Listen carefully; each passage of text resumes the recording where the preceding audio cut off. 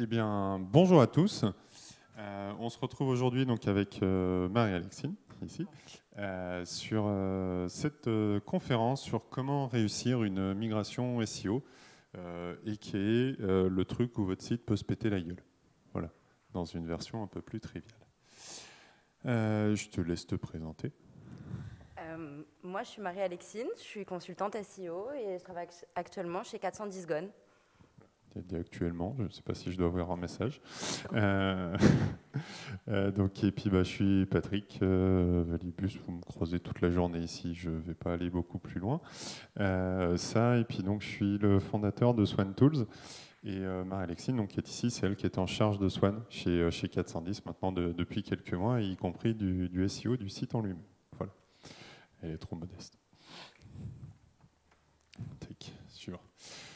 Alors, il y a deux règles simples quand on ne veut pas se péter les genoux quand on fait une migration de site. Vous savez lire. La première, c'est on ne change pas les URL. Et la deuxième, c'est si on a un doute, on se réfère à la première. Voilà.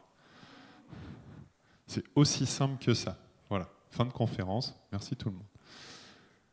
Bon, manque de bol. Il y a des fois, obligé de se dire ouais, t'es mignon, mais quand même, faut qu'on change des trucs. Mais on insiste, ça, faut le savoir, c'est une slide qu'on met vraiment dans nos projets d'accompagnement de migration avec des clients en me demandant vous êtes vraiment sûr que vous avez besoin de changer.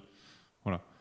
Et on a déjà des fois des trucs qu'on fait ok, on va regarder pour pas bouger. Voilà. Parce que des fois, c'est plus du fine-tuning de vouloir changer qu'un vrai besoin ou une vraie contrainte. Voilà. On doit changer des URL parce qu'il y a vraiment un souci ou parce qu'on subit une contrainte, mais j'ai pu le lire quelques fois sur LinkedIn. Travailler ces URL pour que ça fasse joli et que ce soit un avantage en SEO, c'est une connerie. On va se le dire clairement. Vaut mieux garder ces URL intactes, ça sera beaucoup mieux que ce que vous pourriez éventuellement envisager, choper, à moins que vous ayez des virgules, des caractères vraiment éclatés, enfin que ce soit un vrai problème, on ne les change pas. Voilà. Et c'est ce qu'on va voir aujourd'hui, comment qu'on règle ça. Alors, du coup, je te laisse reprendre un petit peu. Et après, une des premières étapes, ça va être de chercher les points communs qu'on va avoir entre nos sites, entre notre pré-prod et notre site. Il va y avoir, du coup, si on respecte la règle numéro 1 des URL communes, qui vont pas changer. Donc ça, c'est le mieux. Après, on va avoir une partie qui change. Il va falloir se focaliser sur cette partie pour réduire au maximum le nombre de redirections. Typiquement, vous avez l'exemple là. Des fois, ça peut arriver que pour X ou Y raison, on change juste le nom d'une rubrique et du coup que ça vienne modifier. Je vous ai mis un exemple très simple là. Mais vous avez Actu qui devient blog. Bon, dans ce cas-là, on ne va pas aller faire, ça c'est important de se dire, de ne pas vouloir faire des redirections one-to-one, qu'on va appeler, vraiment de faire un bloc. Et puis là, juste, on va lui dire, avec cette règle ici de redirection, on va lui dire, tout ce qui contient Actu, tu le renvoies maintenant vers blog. Et au moins tout est géré. En fait, ces trois cas là sont gérés en une seule ligne. Et s'il y avait 10 000 articles, ça serait toujours géré qu'avec une seule ligne. Voilà. Tiens, petit truc. Qui a déjà fait des regex ou écrit des redirections Une personne, deux. Ok. Qui a des mots de tête en voyant ça? Ok. Ça, c'est important. On va en reparler après. Si vous voulez qu'un projet de migration se passe bien, vous êtes obligé de passer par là. Donc, si vous n'êtes pas à l'aise, vous ne savez pas le faire, faites appel à tout un tas de consultants SEO, il y en a pléthore ici. N'hésitez pas, faites-vous aider, mais c'est important de passer par ça. C'est pas parce qu'on n'aime pas, que c'est moche, que les regex, ça donne mal au crâne, qu'il faut essayer de passer outre, c'est hyper important. Voilà.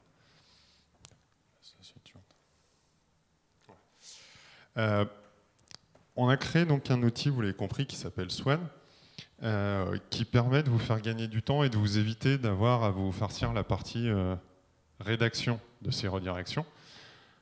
Quand on peut grouper, on le groupe à la main, mais s'il y a des choses qui sont obligées à faire en one-to-one, on peut aller le faire du coup directement dans Swan. Alors, ce qui est marrant, c'est qu'un site qui change, qui se passe bien en migration, c'est soit on ne change pas les URL, mais des fois on est obligé. Mais des fois, il n'y a qu'un seul point commun entre du coup deux sites, ça va être par exemple les ref produits. Voilà. Je vois qu'il y a des gens qui font du e-commerce dans la salle. Demain, imaginons, vous avez juste le SKU qui est commun entre la version de base et la version cible. SKU, ref produit ou un autre indicateur qui est une clé unique, on va dire, du produit. Et bien, avec Swann, ce que vous allez pouvoir faire, je vous ai mis quelques screenshots ici que je vais vous commenter parce que n'hésitez pas à me dire s'il y a un des trucs qui n'est pas clair. Mais imaginons que ça, c'est votre fiche produit, ici. Donc là, on est sur un complément alimentaire lambda, mais ce n'est pas le sujet. Vous avez dans la page, du coup, un SKU, 2 points, et puis là, c'est AB1262, la ref. Bon. Ça, dans le code source, ça se traduit ainsi. Là, on est sur du inspect element dans Google, rien que vous n'ayez jamais vu. Et en fait, c'est intéressant parce que ça, on peut aller cibler avec du XPath. Donc le XPath, c'est ce truc-là, qui vous fait tout aussi mal au crâne si le reste déjà piqué un peu. Le XPath, pour le vulgariser simplement, c'est les coordonnées GPS d'un point HTML dans la page. Voilà. C'est clair l'explication comme ça? OK. Et bien en fait, grâce à ça, on va pouvoir dire derrière, dans Swann, on peut s'amuser à faire ça dans un fichier Excel, soi-même à la main, si on ne veut pas utiliser Swann, il n'y a pas de souci. Et avec Screaming Frog aussi, etc. Bon, je vous inviterai à utiliser l'outil Swann dont on vous parle aujourd'hui, ça. Mais vous allez pouvoir du coup utiliser ça et du coup lui dire, bah, prends cette ref unique sur le site d'origine, cette ref unique sur le site cible, et derrière l'outil va vous dire, ok, ben ça pointe vers ça, ça pointe vers ça, ça pointe vers ça, et potentiellement, parce que vous avez, mettons, 30 000 fiches produits, ben vous avez 30 000 fiches produits dont le maillage est fait en automatique en quelques secondes, dès que ça a été crawlé. Voilà. Et un des points qui est hyper important, si vous faites du scrapping ou ce genre de choses avec du XPath, à avoir en tête, c'est de bien avoir des choses qui soient le plus descriptif possible et j'allais dire au niveau atomique, même, sur le côté de... Il n'y a pas d'ambiguïté ce que ça peut être. Quand on fait, si vous avez déjà fait du clic droit, copy XPath, machin, dans Chrome, vous avez forcément déjà vu, des fois, il vous fait div numéro 1, span numéro 2, ce genre de choses. Et en fait, ça, c'est dangereux parce que selon la structure de la page, la div numéro 1, span 2, c'est pas la même de page en page. Donc c'est important de venir mettre des choses qui sont ultra précises. Là, dans cette page-là que j'ai prise au pif volontairement, il n'y a que des classes product. Mais là, bon, product, info-stock-sku, déjà là, on sait qu'on va vraiment dans une partie de la page où il n'y en a pas 50, des trucs comme ça. Puis après, avec le reste de la précision, on est OK. L'idéal, si demain vous avez une migration à faire, vous demandez, et nous c'est ce qu'on fait aux clients qui utilisent Swann, on leur dit, sur le site d'origine et sur le site cible, tu fais un petit dev où tu viens rajouter que cette classe-là, en fait, tu l'appelles ID égale migration, ce que vous voulez, et la même chose sur le site cible, et du coup, vous êtes sûr que vous avez quelque chose qui est ultra précis et sur lequel vous pouvez pointer, et ça vous fait votre point d'accroche pour votre migration. C'est clair, toute cette partie-là? Parce que ça, c'est un truc important, c'est partie des choses qu'on est quasiment les seuls à faire. Donc, là. Tu prends celle-là? Du coup, la similarité de proximité sémantique, ça va être hyper important parce que c'est vrai que normalement, quand on fait une migration, on a l'habitude de juste matcher les URL entre elles parce qu'elles se ressemblent. Là, c'est là où l'outil va être intéressant pour ne pas rater la migration au niveau SEO, c'est qu'elle va prendre le contenu vraiment de chaque page et elle va prendre sur la pré-prod quel contenu est le plus similaire sémantiquement parlant. Du coup, on va avoir vraiment un glissement sémantique et un bon matching entre les pages. Du coup, vous voyez, par exemple, là, il a repéré que cette page-là, donc sur notre site, correspondait à 98% sémantiquement à cette page-là sur notre pré-prod. Du coup, ça va pouvoir nous permettre d'avoir un matching extrêmement précis. Et du coup, voilà, c'est la meilleure redirection par défaut qu'on va pouvoir avoir. Et du coup, la petite particularité, c'est que quand on va éditer notre migration sur l'outil au tout début, on va pouvoir extraire des zones, donc du coup avec les XPath, on va pouvoir extraire des zones telles que le header, le footer, qui va nous permettre vraiment d'avoir uniquement le contenu de la page et avoir un contenu extrêmement proche de notre contenu d'origine. Pour bien situer pourquoi c'est important cet aspect, donc on vous l'a dit, Swann va se baser vraiment sur l'aspect contenu de la page pour faire cette partie-là.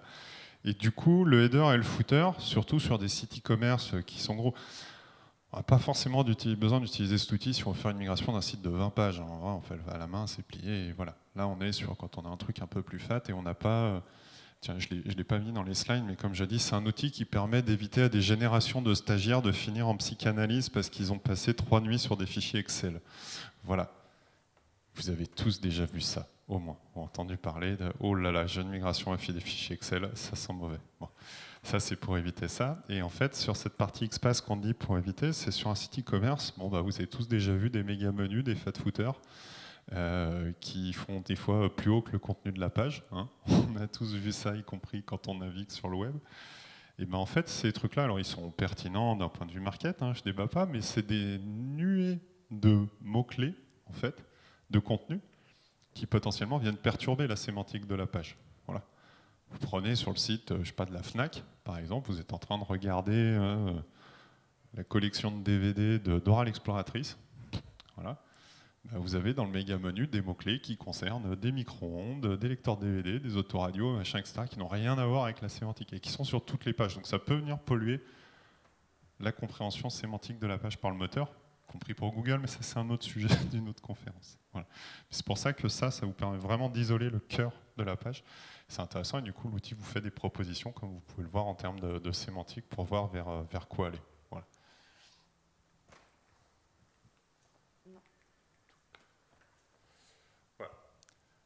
Vous apprécierez quand même la belle création de tous les signes en jaune qu'on fait avec Dali. Et c'est magique, Dali, pour ça. Et Marie-Alexine est passée experte en signes jaunes.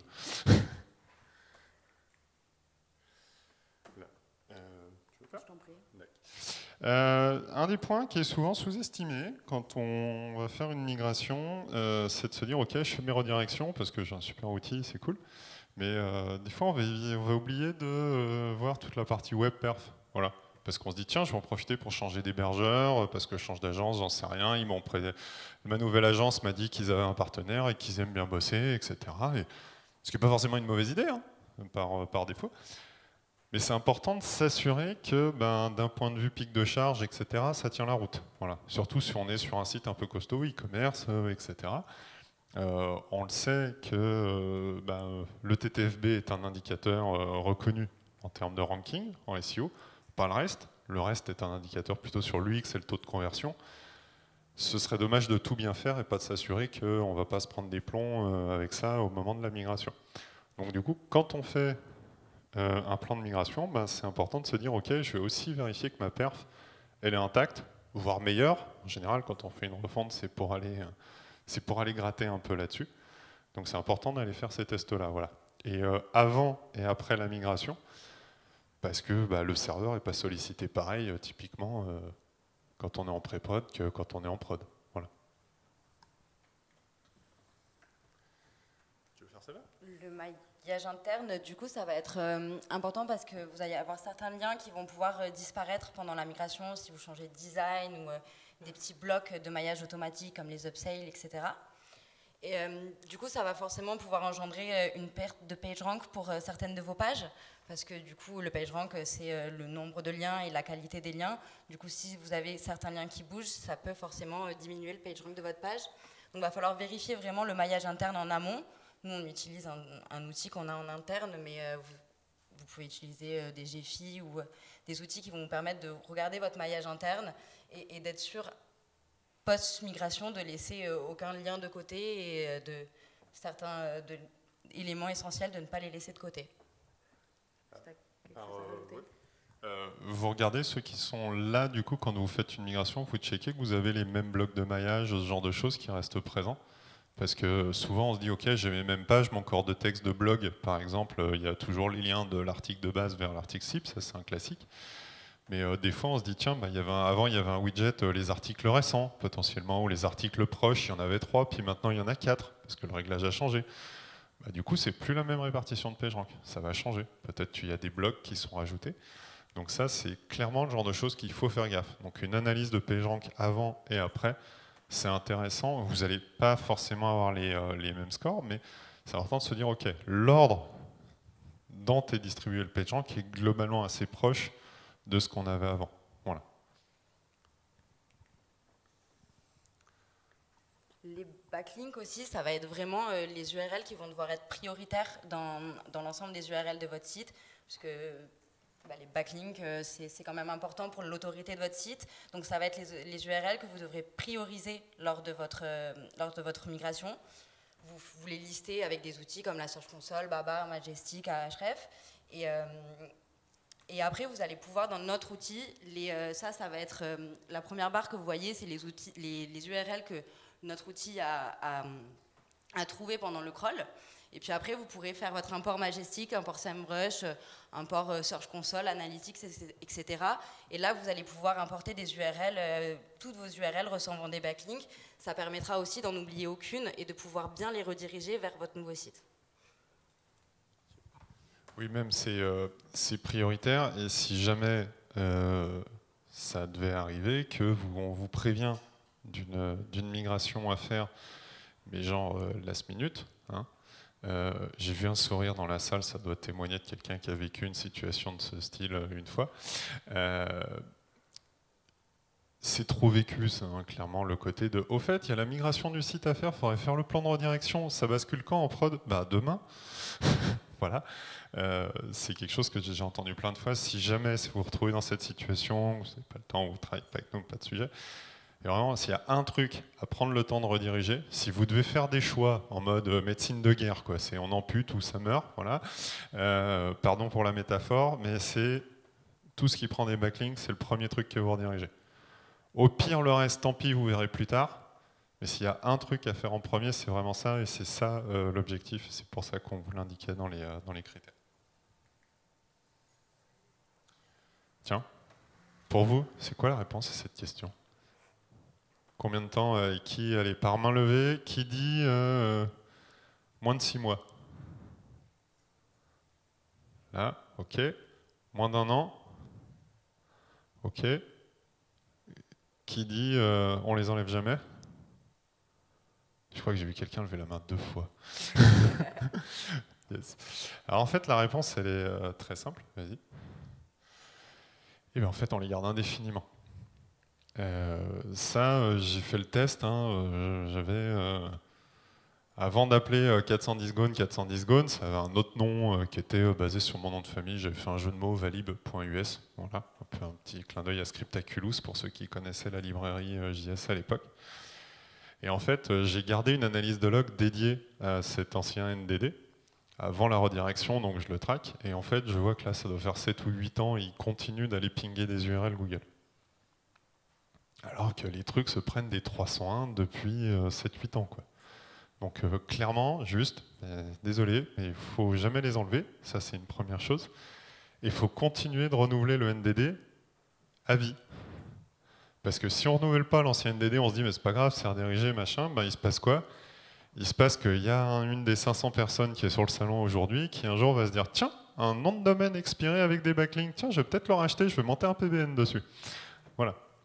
Ben, en fait, il faut faire ça, il faut lui mettre un certificat SSL dessus, avec renouvellement automatique, et puis bah oui, vous allez payer 10 balles tous les ans pour ça. Mais si vous êtes là, c'est que vous avez des business sur vos sites web. Donc en fait, 10 balles par an, c'est pas un sujet. Voilà. Mais il faut juste penser à le faire parce que ce serait une économie de 10 balles qui peut avoir des conséquences bien supérieures. Voilà. Oui, Diabas, j'ai pas dit le dernier truc. Sur le nouveau NDD, pensez à vérifier l'antériorité qu'il a. Même si c'est un nom de domaine neuf, ça ne veut pas dire qu'il n'a pas été utilisé avant. Donc la petite astuce, c'est un petit coup dans archive.org et voir ce qui a pu se passer avant. C'est déjà arrivé à plein de gens de se dire « Tiens, j'aime bien ce nom. Personne n'a pu utiliser ça, ça vient de sortir de ma tête. » Et puis, c'est pas un nom commun, donc voilà. Puis, en fait, on va voir dans archive.org, on se rend compte qu'il y a un mec qui avait monté un site il y a 15 ans dessus, et sur une thématique qui n'est pas du tout liée à la vôtre. Et suivant le type de thématique, imaginons un mec qui avait monté un site d'affiliation sur le casino, par exemple, et puis que vous voulez vendre je sais pas moi, des jouets pour enfants. Bon, ça peut être gênant, parce que ce site, il prend peut-être encore quelques backlinks, voire il y a eu des trucs hyper spammy pour tester, et qu'il a été abandonné parce qu'il était peinard, ou ce genre de choses. Bon, petit point à faire attention aussi dans le cadre d'un changement de NDD.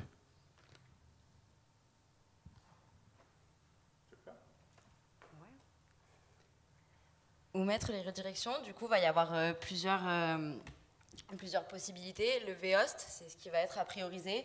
C'est en fait le fichier de paramétrage en mémoire vive du serveur. Du coup, c'est ce qui va être le plus optimisé pour mettre vos redirections et l'ensemble de votre plan de migration. Après, il va y avoir le fichier htaccess, qui est un fichier à la racine du site. C'est quand même moins optimisé, parce qu'il va y avoir en termes de performance, ça va être beaucoup moins optimisé. Et ce qui est pour nous à éviter, c'est vraiment les redirections en PHP ou via les plugins. C'est pratique, mais c'est beaucoup moins performant. Tu veux préciser ? Oui, je peux compléter. Ça parle à tout le monde, le pourquoi c'est moins performant et qu'il faut le faire dans cet ordre-là, ou vous voulez qu'on détaille ? D'accord. Alors, pour l'exprimer, donc le serveur web sur lequel est votre site, que ce soit même sur un mutualisé ou un dédié, etc., il est géré par un outil, vous avez forcément entendu parler au moins une fois, Apache, voire Nginx, voilà, qui est le système de gestion de serveur web. Voilà. Cet outil il a un fichier de paramétrage qui s'appelle le vhost. C'est là-dedans que vous décrivez sur votre serveur fepsem.org, par exemple, au hasard. Je n'ai pas d'affiliation avec cette organisation. Ça correspond à tel dossier sur mon disque dur dans lequel il y a mon site web. Mettons un WordPress, le cas échéant. Et du coup, ça dit, c'est dans /var /www /fepsem.org, pouf, il y a tous les fichiers WordPress. Mais en fait, ce truc-là, vu qu'il est dans le paramétrage du serveur, c'est stocké dans la mémoire vive du serveur. La mémoire vive, c'est le truc qui est le plus facile à accéder dans un ordinateur. Le plus facile et le plus rapide. Et ça, du coup, c'est forcément, vu que c'est en mémoire vive, c'est comme si on vous demande de vous souvenir d'un truc, vous voulez te faire tatouer sur la main, c'est hyper rapide. Le htaccess, on est sur un fichier qui est lu sur le disque dur à chaque fois qu'on fait une requête. C'est-à-dire que là, je vais sur le site fepsem.org, toutes les requêtes qui vont être faites, à chaque fois vont se prendre le htaccess, qui vont être la page en elle-même, la page d'accueil, qui va me dire télécharge tel fichier CSS, telle image, tel machin, donc il y a une quarantaine de requêtes, donc le fichier htaccess est appelé 40 fois. Alors, en vrai, dans les trois là, les deux premières, on s'en fiche jusqu'à un certain nombre de redirections. Mais si vous avez un site assez conséquent, avec, mettons, 10, 15, 20 000, parce que vous avez fait une migration sur un site e-commerce, vous avez un fichier de 20 000 lignes à charger à chaque requête, à chaque fois. Et à aller chercher sur le disque dur, à lire, à interpréter, à se balader, en termes de perf, c'est moins bon. Et vous perdez du temps sur le TTFB, dont on a dit tout à l'heure, qui était un indicateur. Voilà. Donc c'est pour ça que c'est plus intéressant de venir le mettre dans le vhost, c'est moins facile d'accès, mais on n'a pas à les changer toutes les 3 minutes normalement, donc on le fait une bonne fois pour toutes. Et le plus mauvais, il y a certains trucs qu'on est contraint, le moins bon en perf, on peut être sur du fine-tuning, mais bon, l'idée c'est qu'on est là pour aller loin dans l'explication.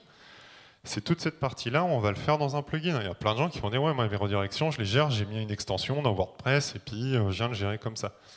Sauf que ce truc-là, ça veut dire quoi? Ça veut dire qu'à chaque fois que vous avez une URL qui est détectée par WordPress, si on est dans WordPress, vous trouvez la même chose dans tous les CMS du marché.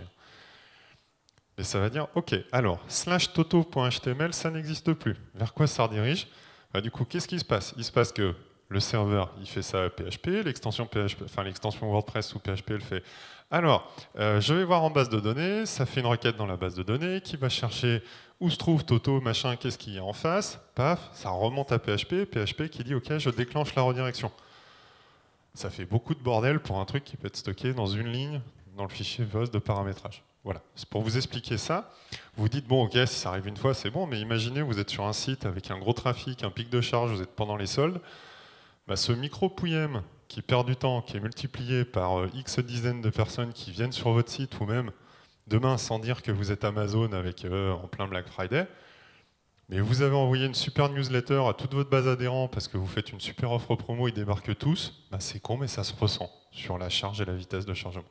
Donc c'est pour ça que c'est intéressant vraiment d'essayer de privilégier au maximum ça. Voilà. C'est plus clair? Check.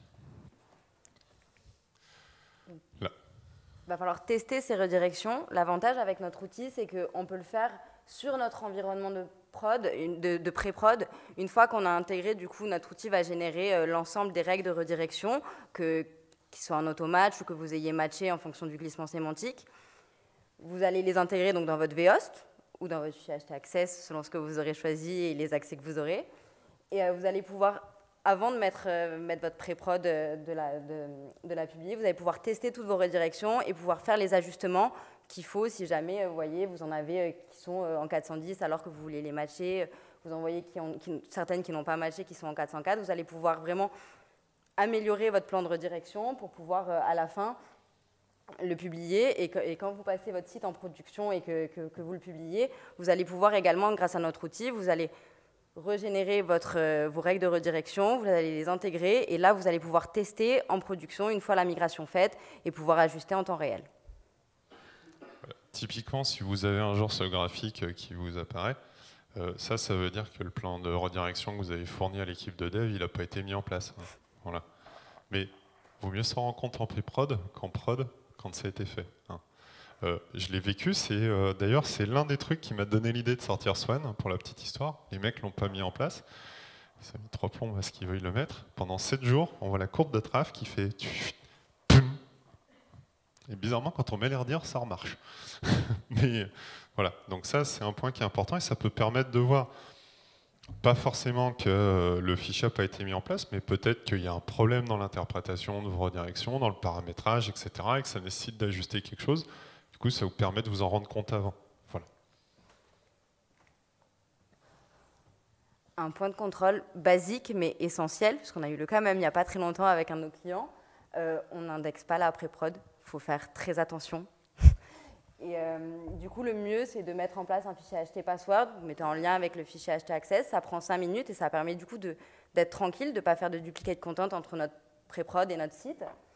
Et nous, là, après, quand on utilise Swan, mettre en place un HT password, ça va nous permettre de pouvoir venir scroller la pré-prod.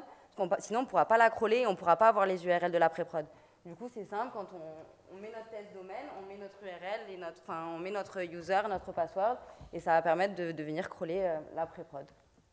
Et c'est même pas une histoire, c'est qu'on l'indexe base et qu'on empêche qu'elle se fasse indexer parce que ça n'a pas été fait. Vous avez une petite blague récurrente à faire sur le web. Vous tapez dans Google inurl .preprod. Vous allez rire. Enfin, pré-prod, rec, recette, machin, toutes les variantes là. Ah, vous allez en voir des sites qui sont en pré-prod et qui sont indexés sur Google. Un des points, je voulais commenter un petit peu tous, mais l'idée c'était de vous montrer dans Swan, qui est un outil qu'on a sorti exprès sur une autre marque que 410. Pour vous permettre, si vous êtes consultant, machin, etc., de pouvoir utiliser l'outil sans dire au fait j'utilise le tool d'une agence concurrente. Ça vous permet d'utiliser ça. Il y a tous ces reportings-là que vous pouvez utiliser qui sont en marque blanche. Et celui-là qui est particulièrement intéressant, ici, qui va vous permettre de voir, ok, les redirections suggérées, elles ont quel degré de proximité sémantiquement. Typiquement le genre de truc que vous verrez jamais si vous faites votre redirection un coup de fichier Excel brut de décoffrage. Si vous voyez qu'a priori, toutes les redirections que vous proposez, il n'y en a que 15% qui ont l'air d'être proches sémantiquement et que tout le reste, plus ça va, plus c'est éloigné, vous pouvez vous dire que même en faisant vos redirections, il y a de grandes chances que le site il se pète les genoux, une fois la prise en compte. Parce qu'en fait, vous êtes en train de dire à Google, au fait, tu avais un truc qui parlait de ça et maintenant ça redirige vers ça. Voilà. Et ça, Google, il n'aime pas. C'est pas réussir une migration, c'est pas que mettre en place les redirections, c'est que Google comprenne qu'il y a une continuité de service, y compris dans le style de contenu. Voilà. Ça, clairement, c'est un test qu'on a fait un peu à l'arrache. C'est un truc où les 3/4 des contenus ont sauté, ou voire même qu'il y avait des thématiques qui bougeaient, voilà, où c'est en mode presque une redirection d'expirer limite, quoi. Mais si vous voyez un truc comme ça, vous pouvez vous dire, ok, il y a une vraie cohérence entre les contenus de départ, les contenus cibles. Ça peut arriver des fois qu'il y ait plein de choses qui aient été réécrites, y compris par de l'IA, mais on reste dans une thématique, une terminologie qui est plutôt identique. Et là, si on fait tout bien, on va être dans une migration qui va bien se passer, qui va être appréciée. Voilà. Ouais. Une question qu'on s'est posée, parce qu'on a vu plein de gens qui disaient « Ouais, ChatGPT, c'est miracle ». Voilà. Donc on a fait le test. Ce qu'on voulait montrer, c'est vraiment la différence qu'il peut y avoir entre les deux, en toute transparence. L'avantage d'un outil comme ça, c'est que ça vous permet vraiment d'avoir un guide pour rien oublier. Voilà. Plusieurs d'entre vous n'avaient pas fait écrit de redirection jusque-là, donc ce n'est pas forcément quelque chose que vous faites au quotidien. Donc déjà, ça vous met un process. Et puis en plus, ChatGPT, il est quand même connu pour être super balèze en hallucination. Il va vous dire ça pointe vers ça, et voilà. Ça peut faire rire, mais j'ai vu plein de gens qui me disent, moi maintenant, j'utilise que ChatGPT pour mes migrations. Bon. C'est pas forcément l'idée du siècle, mais si vous voulez lire tout le détail, voilà. Mais là, vous avez une vraie capacité de reporting et tel fait, puis selon la quantité de trucs à crawler, ça va pas être la même. Et dès que vous avez en fait un site avec, mettons, 20, 30, 40 000 produits, en vrai, toutes les URL sont quasiment identiques. Et en fait, il n'aura jamais la possibilité de faire pointer la bonne avec la bonne, etc. Et vous allez avoir des micmacs pas possibles. Donc attention à la fausse bonne idée.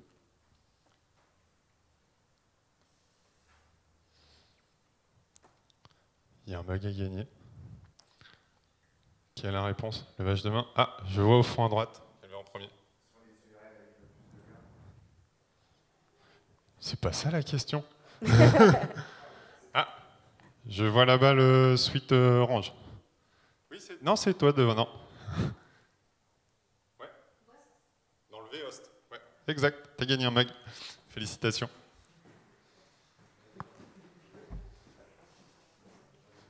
Tiens. Est-ce que vous avez des questions? J'ai trop expliqué de trucs pendant les slides? Non, si là.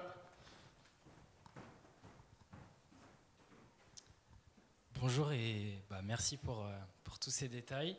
Moi, j'avais une question plutôt concernant moins la partie technique, mais plus la partie SEO. En partant du principe que on migre vers un site qui est au moins égal ou meilleur que celui d'avant, quels seraient les délais de retour aux positions d'avant? Je ne sais pas si j'ai été très clair dans ma question. Alors, en fait, ce qu'il faut mettre, c'est vrai que c'est une slide qu'on n'a pas précisée, mais c'est un des conseils qu'on donne, c'est le temps que tout soit crawlé, globalement.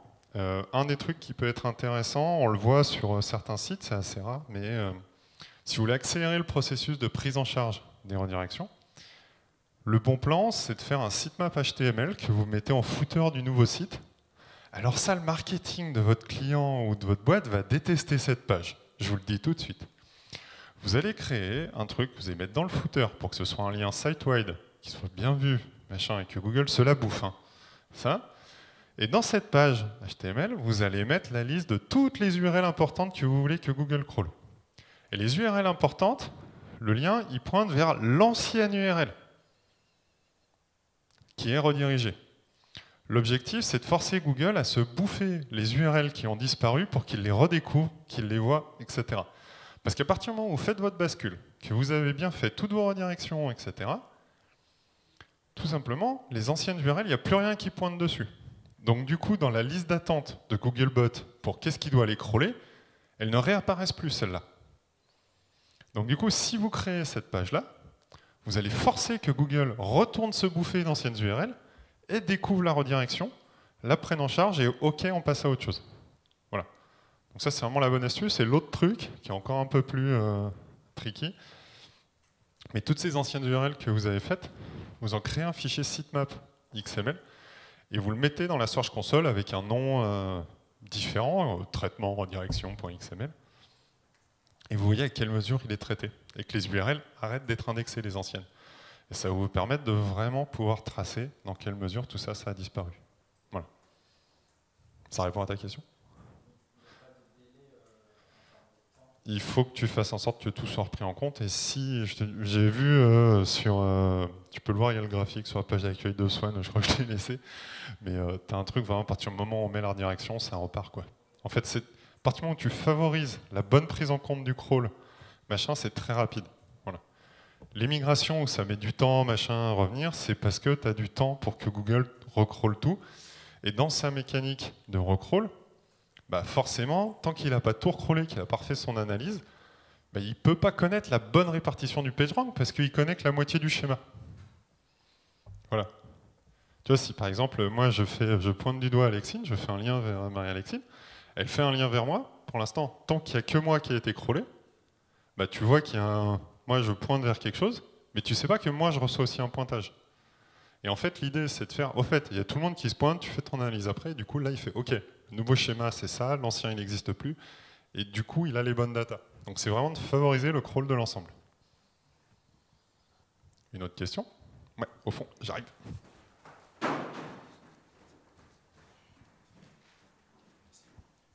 En fait, je suis en train de travailler sur un changement de CMS.